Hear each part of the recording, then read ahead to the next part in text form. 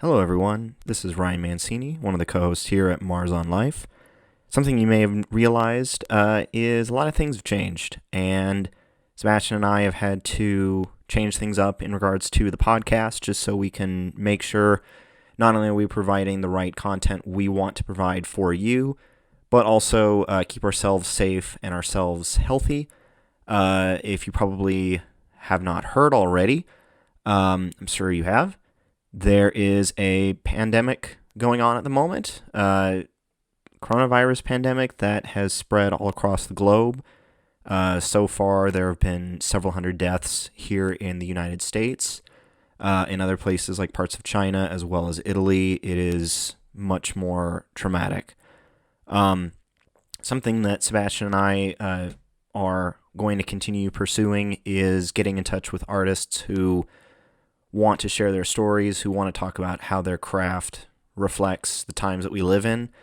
And I think now is a time more than ever where we need the arts, and the arts needs to be kept alive. Whichever way you can, please support any artists you know in your life, as well as giving that kind of sense of community for artists that really need it in a time like this. They could be local journalists. They could be YouTubers. They could be people that still practice painting on a canvas. There's a lot of people out there that desperately need help. And when I say that, I don't mean, they're not making enough money. Oh, it's the art industry. No, it's because this is something unprecedented. Really, the only economic downturn we have to look forward to is something pretty close to the Great Depression, and thusly much worse than it was in the 2008 crash. So right about now, it's about keeping people stimulated. It's about keeping people from being depressed and anxious and frustrated with living in isolation. Speaking as somebody who feels like he's going crazy. But I think it's something we all need to remember, even though movie theaters are shutting down and film productions are canceled and big premieres have also been pushed or sent straight to streaming.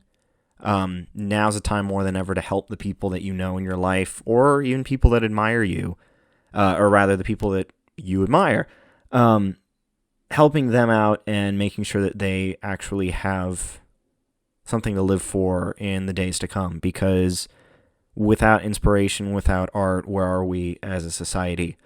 And since a lot of the recent art news has been sort of overcrowded with cancellation after cancellation, closure after closure, we here at Mars on Life decided to do a bit of a showcase on some movies that came out last year.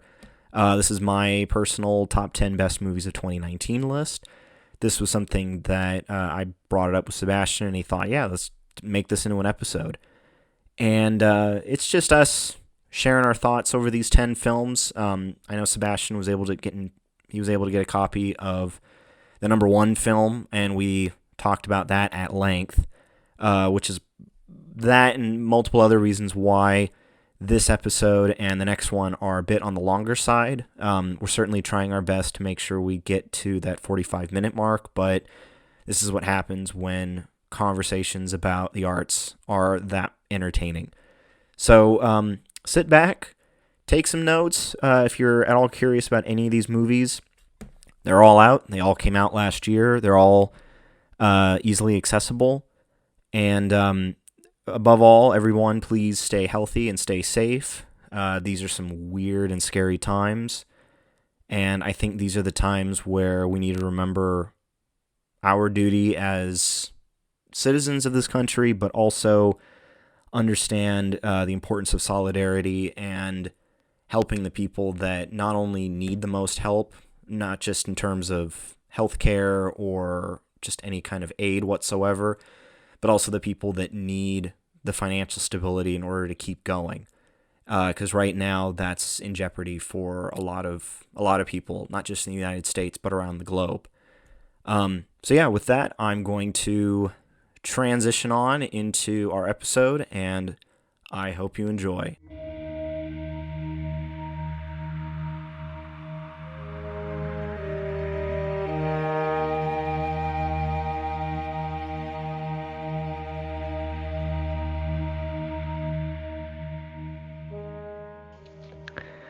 So this is a change of pace for Mars on Life. Am I right?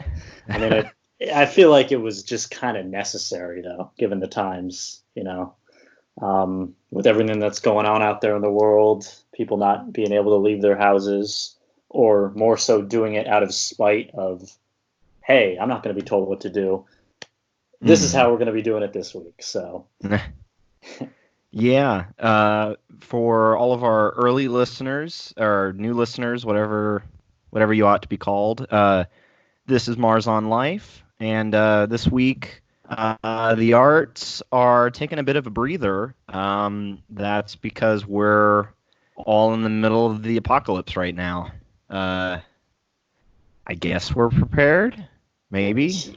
As prepared as someone ransacking any big box grocery store could be. I don't know how it's like up there where you are, but let's just say Los Angeles, at least the hub of it, has just gone completely batshit, is really the best way to put it. And then kind of just speaks volumes. No, it just kind of speaks volumes about, both how people are preparing and what people find the most important, even at the expense of other people. Mm-hmm. So, I mean, that's me on my soapbox, but yeah, well, it's up where I am, it's kind of like, I don't know what's the best way to describe it. It's certainly very eerie up here, especially when you hear about like our shopping mall, a bunch of its stores closed down. Shout out to Emily Alvarenga, she's been covering that, and she's definitely somebody to look out for on this show in the future. We almost had our first guest appearance this week, but with Shawnee Badger, but we decided to postpone, not just because of everything going on with coronavirus and the quarantine, but also she had the chance to watch Rise of Skywalker, and she's not a fan. Not a fan, Sebastian. Not a fan. Wow, that's 2-1. So yeah, that's true. Yeah. And this is coming from someone who hasn't even seen the movie. So, but yeah, and it's funny too. I was telling you earlier about books on Amazon that touch on either the Spanish influenza from 100 years ago, or this one book that came out last year called Black Death at the Golden Gate. And a week ago, like around the time that we had recorded our last episode, I was looking up those books. And in the last week, there's less of them being sold on Amazon, or at least there was a day ago. And they were very pricey. And I can now say that I thankfully was able to get a hold of a copy of a book called Pale Rider, and it's a more recent history book on the Spanish influenza by, I believe her name is Laura Spinney. And I ended up buying it just because the times that we're in, I'm one of those people where I take Santillana very seriously about knowing the past, otherwise you're doomed to repeat it. And also I bought it because I'm one of those people that I like to support female authors. So that was another good reason to pick it up. But yeah, and of course I got my copy of The Plague by Albert Camus right in front of me. Yeah, I guess you sure know how to know how to keep an optimistic outlook. Have you seen the Spotify playlist that's been circulating throughout this, I haven't. This outbreak? So basically, actually, I take that back. I heard about it. I haven't gone into the weeds about it, but tell me about it. So basically, this Spotify quarantine playlist, it's the most hilarious shit I think I've ever seen, where you have songs that just, obviously it's in tune to what's going on, right? Right. So we have something like, or wait, maybe I'm just not seeing it. I'm looking at it. I'm trying to look for it right now, but like everyone's trying to like jump on the. Okay, here we go. So we have like Fever by the Black Keys, Harder to Breathe by Maroon 5, Sick Feeling by Boy Pablo, Mask Off by Future, fucking Feels Like We Only Go Backwards by Tame Impala. I mean, like I can kind of, That title. yeah, like I can kind of just I can sense the whole like sense of community, like, and it's kind of ironic with the whole social distancing, which is in itself an oxymoron. Just people just trying to make light of the whole thing. Props to memes have just yeah. been gold. Oh my goodness. It's and in a weird way, one could argue that, given the focus of this show, in a weird way, these memes are almost like an art form. Like they're a combination of satire and some kind of visual medium. That's what Rage comics were back in 2010. They were just they were just the introspective analysis of everyday mundanity that so many people related to, and then they just died off, right? And now we have all these doomer, boomer, zoomer, and bloomer sort of archetypes sort of taking their place. It's like people haven't let go, and that's okay. We just further expanded upon it. So it's the spur of creativity with everyone being locked in their houses. Oh, it's one of those things where you're scratching your head in amazement at, to some extent, it's sort of how people handle this. And I think for some people, like, speaking for a moment, speaking on behalf of the people that are kind of taking this at face value and want to learn from it, which is kind of what I'm doing with picking up Pale Rider, and also reading The Plague, is learning about pandemics and, watching and reading fiction, nonfiction, whatever it is. I noticed on Netflix several days ago that the 1994 movie Outbreak was trending. Yeah. And I finally decided to watch it. And it's a pretty choice movie. Outbreak and Pandemic, and I think there's Contagion that's out there. Cloverfield was definitely up there too, even though I don't think that had anything to do with the virus. Could be wrong. Interesting. Okay. Oh yeah, that's more alien invasion kind of. Full disclosure, I have not seen Cloverfield. I feel bad announcing that, but you know what? Come at me, bro. When it comes to found footage, and this is a pretty good segue into what we're going to be talking about. When it comes to found footage movies, people like to pledge their allegiance to Blair Witch Project. Right. It's okay. I think, definitely back then, when it first came out, it was ahead of its time, but I think people have just memed the whole movie to death with whole, cabin in the woods, scary curse, voodoo dolls, some guy's heart found in his flannel in the forest. I think that's how it went. I don't know. Yeah, there's only, and I guess one of them, because when I think about found footage movies, found footage movies by themselves, are unnerving. Yeah. Oh, definitely. So, yeah. But I think when I think of the ones that I've probably gravitated the most to, one of them, and it's debatable how much of the film you could call found footage because it has that feel. But there's definitely parts of the movie where it's clearly there is not a third person there isn't a camera that's a character. Clearly there's moments where there's a camera that's the literal film camera, and that would be District 9.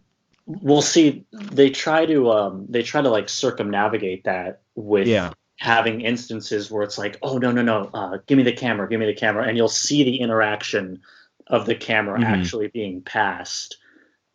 Yep. Other than that, And it just feels like any other movie that's been jump cut together, you know. But that ties in with my another. It's more of a set of found footage movies that I actually got the chance to watch the first time this past Halloween. That's the Wreck films, or at least the first few Wreck films. Have you seen those? Mm-mm. They're Spanish horror film, and I know the first one got an American remake that I haven't seen, but these movies, oh my goodness, I'm realizing on the spot, uh, the Wreck movies are actually kind of ideal for a time like this. So if you get the chance, check those out. You're not gonna, it's not a waste of money, I promise. But they're kind of zombie outbreak sort of films. But they're very tasteful and they're very well made films. Like, I watched the first one, and for the first few minutes, I was like, okay, this is all right. And by the end of it, I absolutely loved the movie. Plus, I was watching it with friends, and I think that kind of helped elevate the film viewing experience. Yeah. But yeah, those first couple of Wreck films are absolutely terrific. Check those out. And I mean, if it's better than World War Z, then I think that's just sort of the go-to Contagion, like virus turns people feral type, type movie. And I mean, for 2013, like it's all right. There's two fun facts also about that movie that I'll point out before we get to our main topic. That with World War Z, the guy who wrote the book, Max Brooks, recently had a video online talking about, he has a background in health. He'd sometimes be a regular guest on like Bill Maher's show, and he'll show up in other programs as well. Programs, I sound old. But his father is Mel Brooks. Right. And so he made this video with Mel Brooks behind a glass door, and he's telling, Max Brooks is saying like, hey, I can't see my dad because of everything that's going on, so practice self-distancing. If I were to go in and see him, and if I had the virus, and then he goes to see Carl Reiner, who then goes to see Dick Van Dyke, then I've unintentionally wiped out a whole generation of comedy. And you don't hear Mel Brooks until the very end through the glass. And he basically tells his son, he's like, Max, okay, go away. It was good to see you, but go home. And another fun thing about World War Z is Peter Capaldi, who I'm not sure if you've heard of him. He's a Scottish actor. He was in The Thick of It, in The Loop, but he also played the 12th Doctor in Doctor Who. No, I know. I kind of fell out of Doctor Who. Oh God, man, you just opened up a Pandora's box with that. Oh dear, that could be a whole episode in of itself. Oh geez. I'm just gonna say, for the record, Eccleston was the best. Case closed. Okay, I sympathize. I don't agree with you, but hey, Eccleston was my first Doctor, so I'm one of those people that I'm one of the few people that'll defend him. I'll put it that way. Unless you were a diehard Doctor Whovian, however you say it, unless you started with William Hartnell back in 1960, then 63. Yeah, 63. I guarantee you, I think Eccleston was a lot of people's firsts. So. Oh yeah, but in World War Z, Peter Capaldi played a doctor with the World Health Organization, which meant that his credit said he was a WHO doctor. Kill me anyway, since we got about now 10 seconds to the 15-minute mark, I guess now's a good time to touch upon the main topic. Actually, right before we do that, very quickly, I guess, kind of how are you doing with, because in case our listeners don't know, we're remotely talking to each other. Right. Both at our homes. We didn't decide to make our pilgrimage to the microphone. But I guess, yeah, how's everything been going on with you? I mean, it's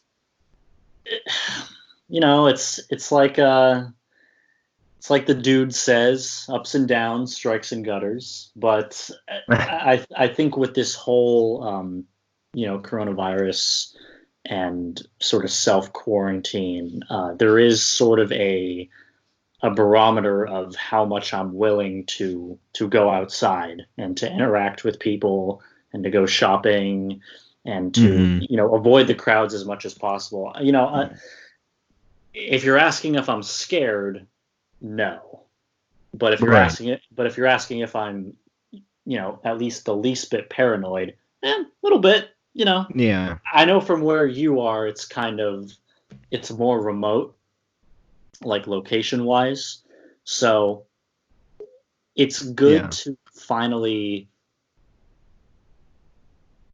I mean, introverts kind of do this shit daily. And, I'm not labeling myself as either one or the other, but it is kind of difficult, I guess. And I think unanimously people can agree to keep oneself busy is probably the most crucial thing to do, whether it be working from home, most likely taking classes from home if people are still in school. Right. Fun fact, I literally just had one professor straight up, once he sent the email, pretty much gave up on teaching the whole semester. He was like that, who was it? It was the head of one of the primaries. There was some state official who basically gave up in the middle of a press conference where he said, I just can't do this. And that's what it sounds like that professor of yours did. No, basically he's like, I get it. You're probably watching Contagion or World War Z or playing World of Warcraft or doing something else to pass the time, and there is no feasible way to teach this class online. And I really got to hand it to him. The fact that he was so honest about like his willingness to do so, because it's not like he didn't know how to do it. It was just like, it's just not feasible. Zoom sucks. It always will suck. And I definitely respect adults that know their limitations, especially in dealing with a class that it was pass fail anyway. So I don't think anyone really had anything to lose. Right. But as far as health is concerned, I mean, pretty good. Okay. Like as any 22-year-old self-diagnosed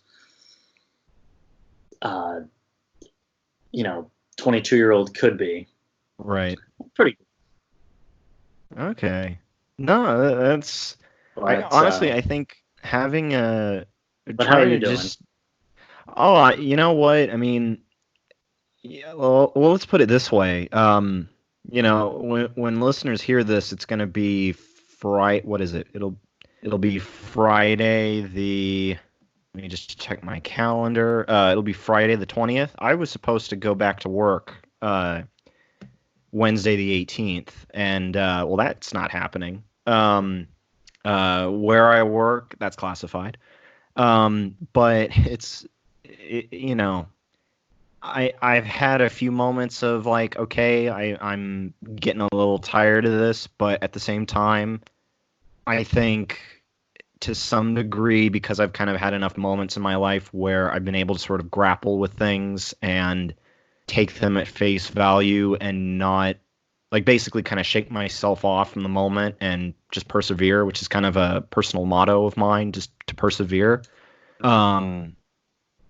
It's been tolerable. It's been all right. I mean, I've got, I'm with my family. We got plenty of food. We got plenty of stuff to keep us busy. I got enough books to read until, the next century. But on top of that, too, like, I think the thing that keeps coming to mind that I still have difficulty shaking off is whenever I hit that realization of what is happening.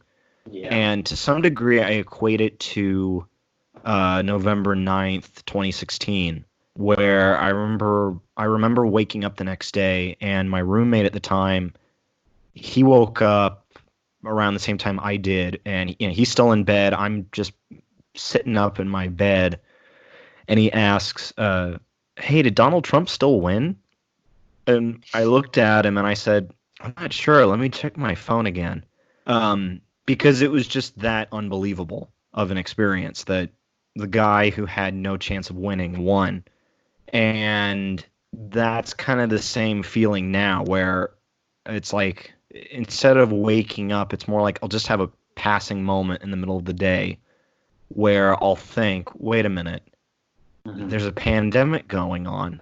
Like, and it'll just kind of shake me a little bit to be like, oh, that's why I haven't shaved my face in several days, or Yeah. that's why I haven't left the house. Like I would have, gone out, seen friends, I would have seen you in person. Well, I how would have would gone you, back to work. how would you have felt if, let's say if we're talking from the perspective of someone who, say, doesn't go out often or doesn't interact with the outside world, Hmm. how would you feel like you would act in, a state such as this? Because even in my most sedentary days, the inkling to go outside has been more sporadic than ever. Right. Even if it's just for a total bullshit reason. Like, oh, I Hmm. want to go to the store not to buy, food and toilet paper again, No. not even seeing the correlation this far into it, and it's only day 6. Yeah. But like, I'm gonna go get a burger. I'm gonna go get like a milkshake or whatever. Hmm.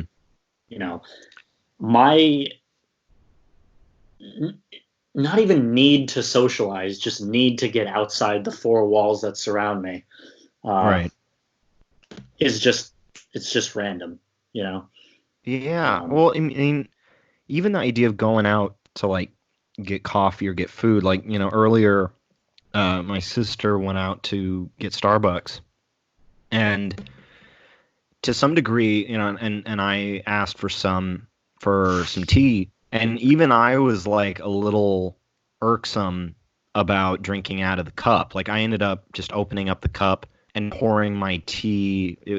I had some iced tea and I poured it in a regular glass here at home. And then I threw out the cup and washed my hand. Like for me, I'm not like a serial germaphobe. I'm not like Donald Trump. Thank goodness. But I, if I know people are sick, even if it's the cold, I'm a little bit like, I don't want to have to touch what they touched. no, Um, yeah, I've found myself going back home. mhm. If I need to run several errands, I'll do something. I'll do one of them, go back home to wash my hands, and then go Yeah, out again to continue. yeah, Because um, it's just I don't know. I felt better about doing that, even though if it takes time out of my day, I'd hmm, rather, even if it's just a placebo, I'd rather do right, it. yeah, So, yeah. No, I know I'm gonna have to go out for a drive or something, probably one of these days in between this episode and the next one. But mhm. and even just viewing things like, I've got the Dune novel sitting right next to me on my desk along with the Plague, and it's one of those things where I start thinking about, you know, is the Dune movie still coming out at the end of the year? Like I think just factoring in on, and this is something that viewers can see not just at my social media, but also at the Mars on Life Instagram and Twitter. We've been pointing out all the different closures as well as all of the different avenues, artistic avenues that you could help out, whether that's artists, YouTubers, museums, other podcasts. We've been giving big shout outs to all of them, any that we can think of, just because this is such a weird, bizarre time.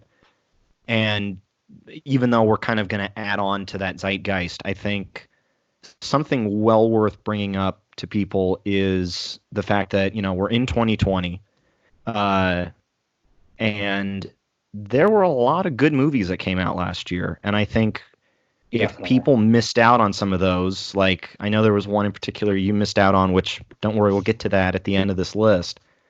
Um, but there were a lot of really good movies that came out last year, and I think now more than ever is a good time for people to pick those up. And yeah, I think now full disclosure, this is my top 10 movies of 2019, and I know you haven't seen all of them because I know I sent a copy Yeah. of my list to you. Yes, Um, you did. and I And guess it was kind of interesting looking at this top 10 list and sort mind of you, seeing. it was in descending order, just so you know. So Right. The Highwaymen is not my number one movie of 2019. It's my number 10 movie. No, I was gonna say that's yeah. I didn't even need to watch it to know that this isn't Ryan Mancini number one material. So, but I um, was very surprised at your number one. okay. Well, don't worry. We'll touch on that. I think some of these it'll be a little bit quicker just because it's been a minute since I've seen some Right. of them. I know that the number one and number two movies I've seen multiple times. Mhm. Same with number four, and let me get my math right. One, two, three, four, five, six, and my number six. But yeah, I guess to start off, The Highwaymen. Um, it was a Netflix movie that came out last year. Stars Kevin Costner and Woody Harrelson, and it's about two retired Texas Rangers going out on one last, I guess you'd call it, kind of tour of duty together. And that's basically to track down and apprehend Bonnie and Clyde. Um, Oh, so it's not so much an origin story of it so much as it is the opposing perspective. yeah, I mean, Okay. let's put it this way: it's So kind of like it's like the Back to the Future 2 of Bonnie and Clyde, where it's the same thing but just from another perspective. yeah, Okay. it's or another. That's a really good reference there. Another because another one I thought of that it was sort of similar to, albeit two radically different properties, but in a lot of ways uh, it's sort of like the kind of story you would expect from like The Dark Knight Returns, where it's aging men of the law coming out to exact justice on, the biggest, baddest mofos out there. And yeah, it was a really entertaining movie. I mean, I was somebody who I grew up with westerns. I loved Lonesome Dove. I read the Lonesome Dove book, so it had a lot of similarities with the Texas Rangers in retirement plot line. I also like Kevin Costner. I've loved him ever since I saw Dances with Wolves many, many years ago. Um, and yeah, I mean, it was one of those Netflix movies that was really under the radar last year. Like, I don't think there were too many people that pointed it out or talked about it. I know it had a limited release before it came out on Netflix almost a year ago now. It came out late March. Um, yeah, I mean, I guess is this something that you'd probably check out? Uh, Definitely. Yeah. I mean, we still got 9 more to go, but but definitely. Oh, that's true. Oh yeah, yeah. Yeah. Yeah, and it's kind of a subtle movie. Like it's not uh it's also it's a subtle movie, but even though it has Western undertones, it's very of its time. So, people are driving cars and people are Hmm. using Tommy guns. Oh, So geez. Okay. it's well, and that's because, Tommy Bonnie and guns. Clyde, Yeah. that was, about 100 years ago now, but Right. or actually 90 years ago. It's 90. in the 30s. Um, yeah, no, solid movie. So then I my mean, number nine movie, or yeah. sorry, go ahead, go ahead, Oh go no, ahead. no, no. No, I was gonna say, I'm looking up and down this list, again and again, and I guess full disclosure on my end when it comes to movies, Hmm. in a way, this whole quarantine has given me a lot more time to watch a lot more movies, and again, full disclosure, it's not that I'm one to not like movies. It's just the fact that admittedly, I haven't seen too many of them this year because a lot of them haven't been interesting. This Um, year, in 2020 or in 2019? um, with me, I'll look at a film that's like a major blockbuster, and Right. I will look at it and I'll say, I really want to see that. And then everything in my power will be to avoid that movie. Yeah. And here's why. Because, and it's like, our feature presentation that we're going to talk about a little later. I would like to watch a movie or really view any piece of media, such as, play a video game or listen to a song or whatnot, in a fresh perspective where not everyone is talking about it, not everyone is writing columns about it or attaching some politicized agenda to it. That'll really come into play when we talk about the creme de la creme on our lists here. Oh, Uh, even you know, movie number 4, that's political too. So oh don't yeah, worry, we got definitely. time, baby. But I definitely like to look at things with a fresh new perspective where not everyone is talking about it, Yeah. and I can walk away from it. I feeling more engrossed in the story. I can take away from it more. I don't have to let other people's opinions, kind of sway mine, if that makes any sense. Um, Yeah. there have been some movies, for lack of a better term, that I've been kind of convinced into liking, and now looking at them with a fresh face, it's not all that, like. So you would say that you've been as to borrow a term from the great Chris Stuckman, you've been phantom menaced? In a way, yeah, Yeah. because when I see a movie, even with friends, I'm not one to kind of join the hive mind of, oh, this movie was good or bad because of X, Y, and Z. I definitely Right. like to have my own subjective opinions on it. Oh yeah. Um, but when it comes down to something like, let's say, The Phantom Menace, I'm watching the movie. I'm watching The Phantom Menace because there are some parts of it that are legitimately enjoyable, that I find enjoyable. Right. I'm not watching it because it's a Star Wars movie. Because if I judge it on the merits of a Star Wars movie, it's going to get its ass kicked. So, Amen to that. you All right, know, so we got 9 more movies to get through, so all right, let's start barreling our let's way. So, let's breeze. speaking of Star Wars, we've got Marriage Story. That's another Netflix movie that came out last year, directed by Noah Baumbach. And yeah, this was a movie that I had heard all the buzz about it. For a while, I avoided it just because, for reasons I will not explain here, I kind of related to the movie. Full disclosure, I'm not married, never have been. Um, but I'm also a fan of Adam Driver, so I kind of threw that in the mix in terms of checking the movie out. And so, yeah, I mean, the best way I would describe this movie is imagine all of the divorce scenes in Mrs. Doubtfire, but made into a full feature length movie. Now, I've talked with some people that they've told me that that's a total turnoff. I respect that. To some extent, the movie was very much about acting, or as John Lovitz would say, acting. But come on, it's all about acting, I tell you.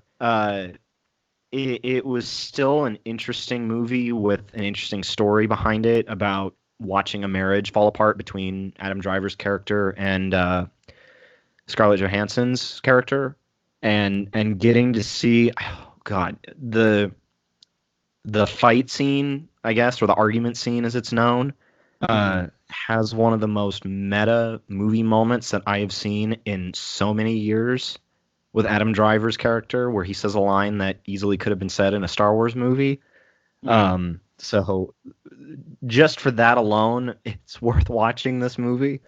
Just because I know it was parodied by other people online. I thought I discovered comedy gold, but I later found out other people noticed it. But Yeah, I guess, is it something up your alley, or I guess give me kind of a quick take on whether or not you check it out. Because that's the thing is I'm suggesting all of this for you and also for viewers, but if there's any of The, these that you ever want to pass, let like, me let me let you're me put not it to you gonna. this way. Let me put it to you Yeah. this way. The memes out of this movie were fucking fantastic. Okay.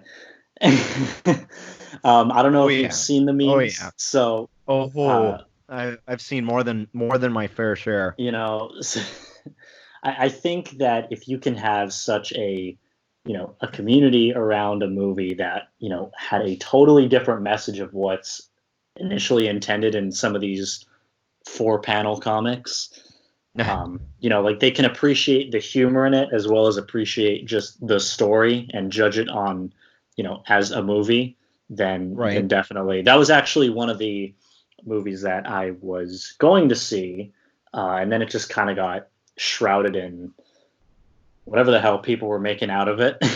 So, Yeah. Oh no, because but it was a huge contender during the award season, and I don't think it won anything. So no, it's and the sad thing is that kind of ties in with our number three movie, because that movie should have won half of the awards and it won nada.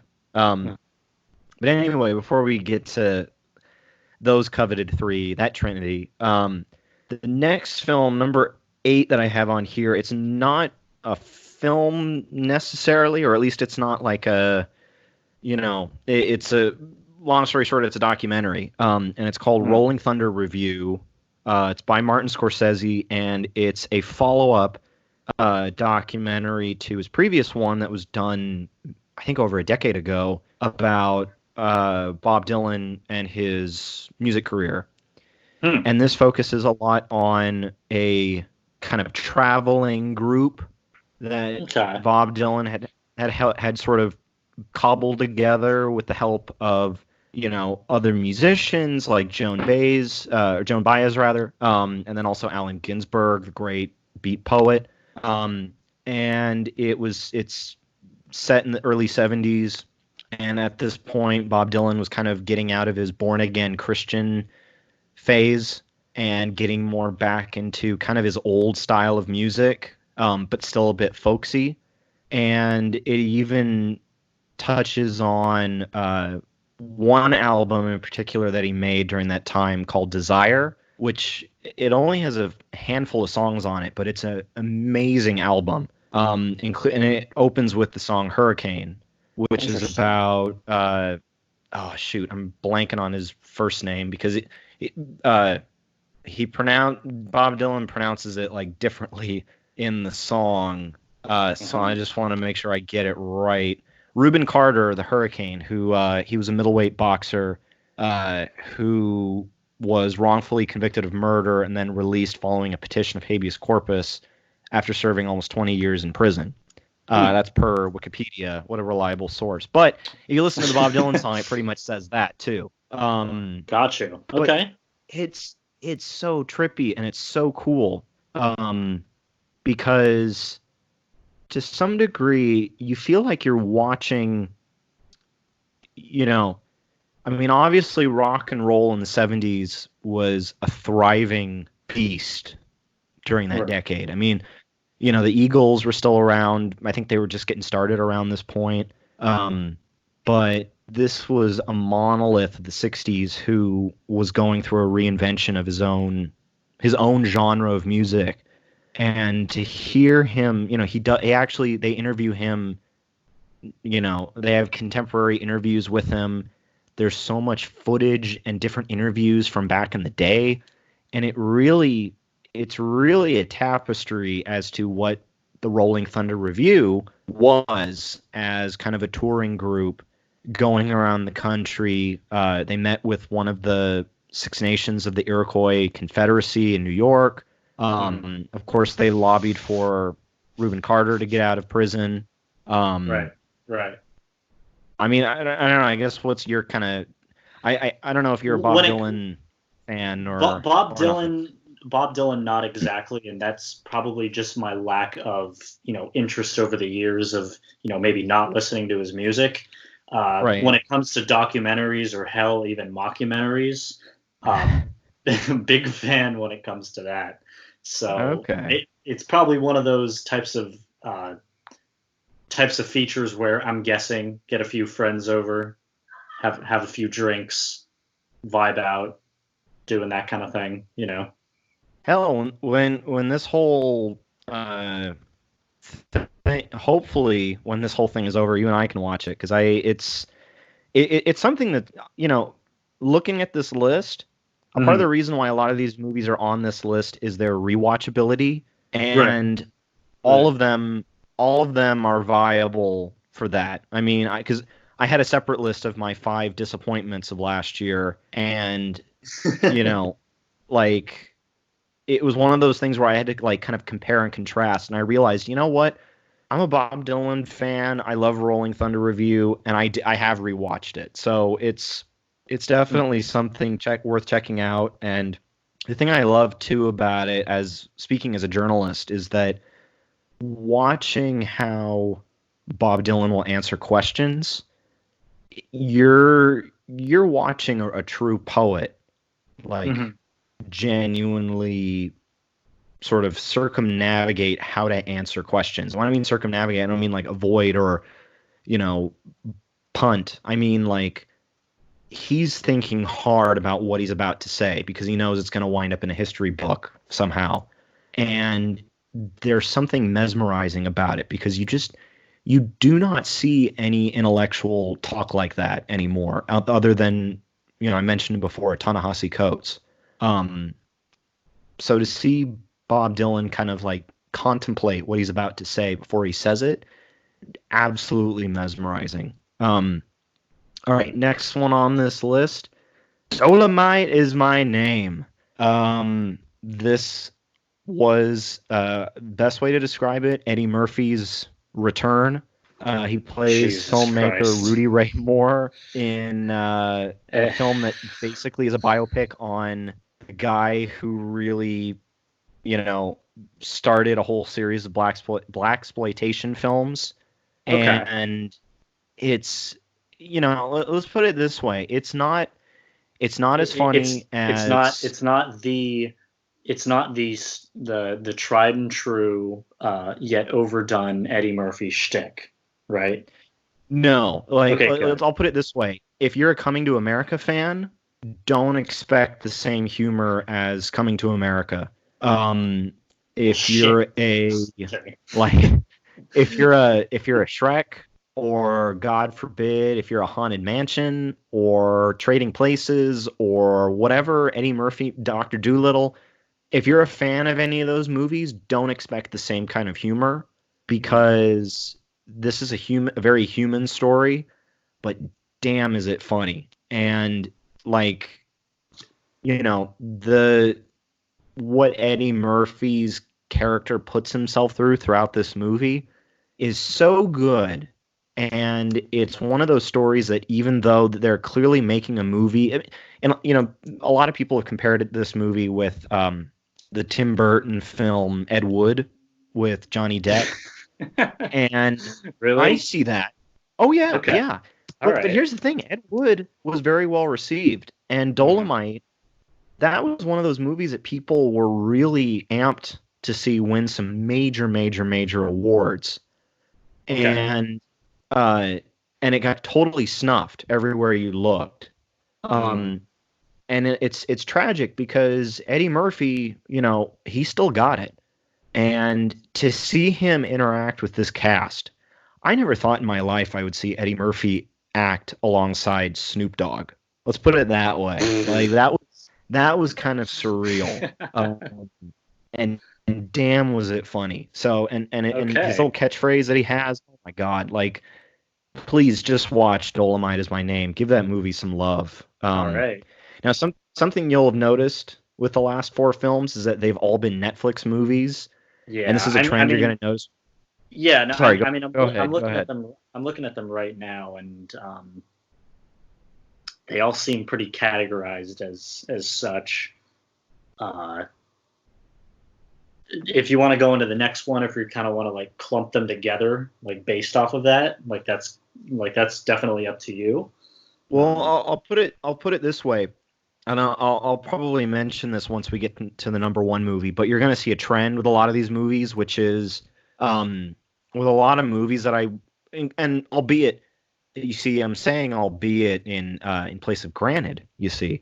You With a lot see? of these movies, with a lot of these movies, it's about affordability for me. And mind you, if it was any other year, these movies would have been all over the place, production company wise. I mean, my favorite movie of 2018, I believe it came out in 2018, was Bohemian Rhapsody, and that was a 20th Century Fox movie back when it wasn't owned by the mouse. These movies, it's very specific just because of not only the affordability, but also just kind of sheer happenstance. Both because these are all companies that I have some favorability towards, but at the same time, these all ended up being subjectively very great movies in my opinion. So just like I said, you'll see once I get to number one. My next number 1, 2, 3, 4. Oh wait, no, 10, 9, 8, 7, 6. Reading backwards here. My number 6 is It Chapter 2. That movie was awesome. I know there were some people that didn't like the fact that it was hella long.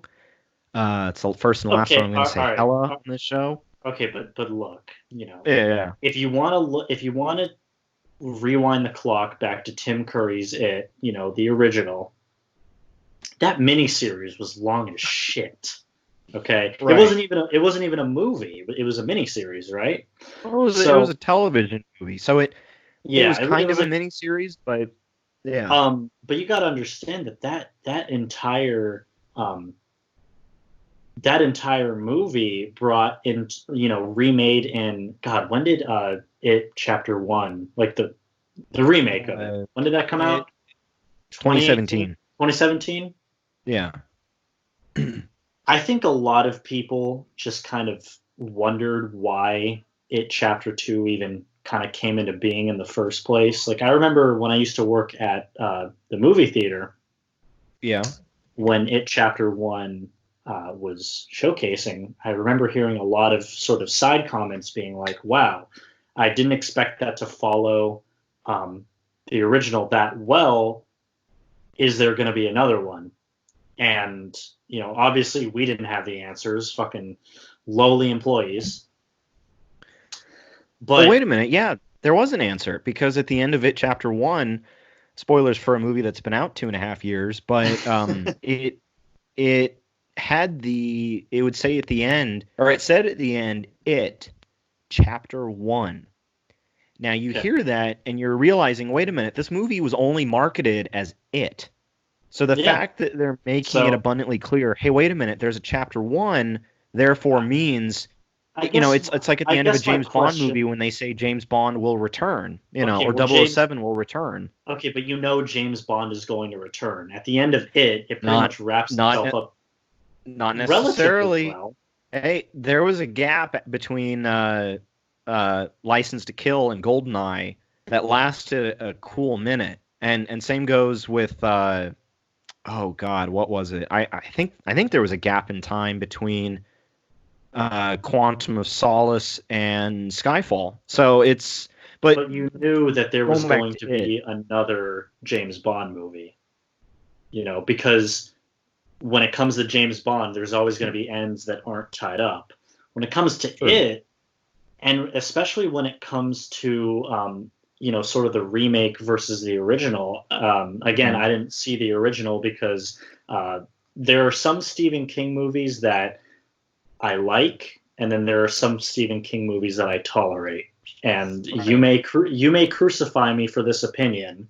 However, I believe wholeheartedly that stories such as Bag of Bones, which everyone dogs on, holds up a lot better than other stories. See, and that's the thing is, I'm not the little I'm not a Stephen King reader. Well, that's the thing. Stephen King can get away with using these tired cliches over and over. He does it every single fucking book, right? Right. So you have one that kind of deviates from the norm, like Bag of Bones, which I highly recommend you see. If it's on Netflix, it's a movie that's broken up into two parts, so it's like a 4 hour Okay. kind of junction. Um, I thoroughly believe, and it's probably me just kind of growing up in an age and in a household where The Shining was just kind of done to death, where you grow up with the "here's Johnny" jokes, and Yeah. you kind of get sick of it. Yeah. Um, uh, Misery was pretty good, Hmm. and that's kind of like how I'd rank kind of the Stephen King movies that are left forgotten in a way. But Right. anyway, going back to Right. it, I didn't see the remake of it in 2017. I don't know if they did the whole jump cutting back from when they were adults to when they were kids, No. and that sort of kind So, of sort of supplants the whole. This is why the loose ends are tied up, because it starts with them being adults, flashback yeah. to kids, then back again, So and the movie between ends with them as adults, it being wrapped up, right? so be, between the two movies, which by the way, in my opinion, they're perfect bookends to each other. It's really hard for me to pick one over the other. I think if I had to, I'd go with the first one. But it's such a slim margin because the first one it has that, and albeit, and there I go saying albeit again. The first movie, both movies have Finn Wolfhard from Stranger Things, so to some extent, the first film has that Stranger Things vibe. But at the same time, the second film, because the way they do it with both films is that the first one is only about the kids. The second film, the way it was marketed is that it's only about the adults. Okay, But so there are, but they made so up. Hold on, but they made up scenes for. Sorry about that. They made up scenes for the kids, and then they digitally de-aged these kids because they have clearly matured in the 3 years since they made the first film. okay, so And it's what? very obvious digital de-aging, more obvious than something you'll see elsewhere on this list. Hint, hint, wink, wink. Continue. Why would they? My question is, why would they do that if they can get away with it when it was? Hold on a second. Well, like when it was If filmed the first time around. yeah, okay, so if they could get away with it in Mhm. Jesus, when was it released? The Okay, first film? if they could get away with it in 1986 with the whole conjoining of child and adult universes and have it wrapped up at the end, the question is, why didn't they do it here? And I know why they didn't do it there, because at the end of Mhm. it one, they knew that they had the other half of the story to show, but Right, in 1986 they didn't, because they combined it all. right. And honestly, I feel it worked better. You know. Well, I'd say if anything, because this was something that I did. I Oh no, watched the I'm sorry. first I'm one. sorry. 1990, I believe it was. Yeah, Yeah, it was 1990. 19 because you know what the irony is with the time gap between the TV movie and the first film that they made back in 2017. They say that Pennywise comes back every 27 years. Right. How many years is there between the Tim Curry and the Skarsgård versions of it? 27 years. Mm. Um, yeah, I mean, and the other thing too is the reason why I have this so high up on the list is over, Rolling Thunder Review or Marriage Story, is because, for me, I'm one of those people where I grew up watching movies that were blockbusters. I mean, you look at my top 10 favorite movies of all time, the first five are all blockbuster popcorn movies. And so I'm always going to have a soft spot for those movies. In my personal opinion, they're a dime a dozen. They're a dying breed. And so to some extent, getting something like It Chapter 2 and having it be as good as it was. I mean, James McAvoy, uh, Bill Hader. Oh my God, Bill Hader was great. There were just, I think if anything, the scariest thing about the movie, and before I get on to the next film, which is definitely not a scary movie. Actually, I take that back. There's some scares in that other movie. But with It Chapter 2, what amazed me the most was that the acting talent they got to play the adult versions of these kids. There were actors in this movie that I had never seen before that not only looked identical to their child counterparts, but they were absolutely phenomenal as actors. And I think they're all spectacular in their own way. They're all people that, to be brutally honest, there's a part of me that it's hard to see them in anything else, just because these were adult for the majority. I mean, Jessica Chastain, phenomenal. James McAvoy, loved him. Bill Hader, I've always loved Bill Hader. But these other actors in the film, it's hard to see them play anybody else, simply because they did an amazing job acting based off, because you see, for example, an actor like Ewan McGregor playing Obi-Wan Kenobi, or if we're going to keep it in Star Wars, Alden Ehrenreich playing Han Solo, who I thought he was the best part of Solo. Like, to see, it's one thing when you see actors have to portray a more kind of elder statesman actor play a certain character. It's another thing when you're watching adult actors basically play as good or as well as child actors playing these characters. It's astonishing.